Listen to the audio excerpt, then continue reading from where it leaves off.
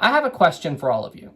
Have any of you out there ever been in a situation where you were having a conversation with someone, and at the time that you were having this conversation, it didn't really seem significant, but then later on in life, you realized how much of an impact that conversation would have on where your life would eventually go?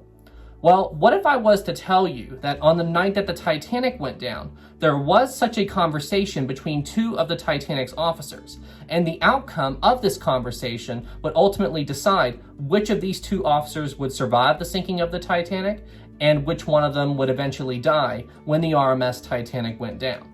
That is the subject that we are going to be talking about in today's video. All right, everybody, well, hey, let's get into it. It is Monday, April 15th, 1912, on board the RMS Titanic. It has been nearly 2 hours since the Titanic struck an iceberg in the middle of the North Atlantic and slowly began to sink.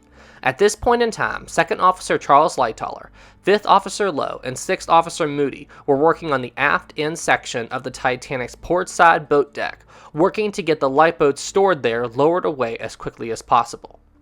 Now, when the time came to lower away lifeboat number 14, which was stored on this part of the Titanic's deck, 2nd Officer Charles Lightoller turned to Officer Lowe and Officer Moody and told both of them that he needed one of them to leave the Titanic in lifeboat number 14.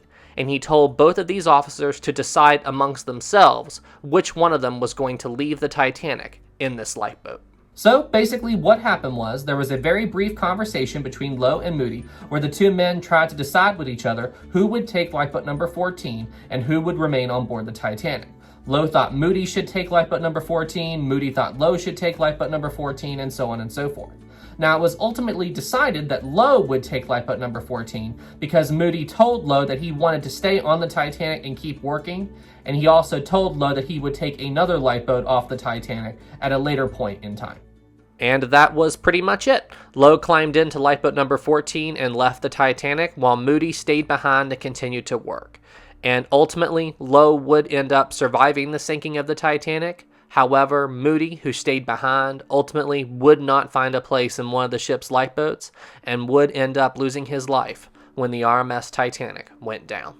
Now, I know what you all are thinking right now. You're thinking, why on earth would somebody volunteer to stay on board a sinking Titanic when they have the opportunity to leave? Well, here's the thing you need to understand about this conversation. The two men at the time that they were talking with each other didn't understand, or didn't know, I should say, the full extent of how significant of a conversation this was. They didn't know at the time that they were talking between each other that this conversation would ultimately decide who would live and who would die.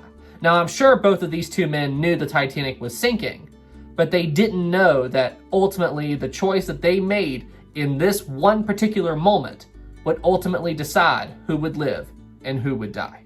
And now that I think about it, the outcome of this conversation also had another effect. Don't forget, it was Officer Lowe in lifeboat number 14 who organized this lifeboat and got it ready to go back into the Titanic's debris field area in order to try to rescue some of the people in the water after the Titanic went down.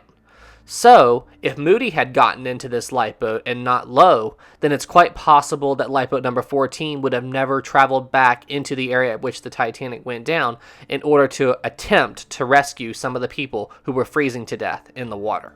Now, don't take what I'm saying out of context here. I'm not saying it's better that Lowe survived the sinking of the Titanic instead of Moody. Both men had every right to try to survive the sinking of the Titanic, and for all we know, Moody could have also tried to organize lifeboat number 14 and rescue people in the water after the ship went down.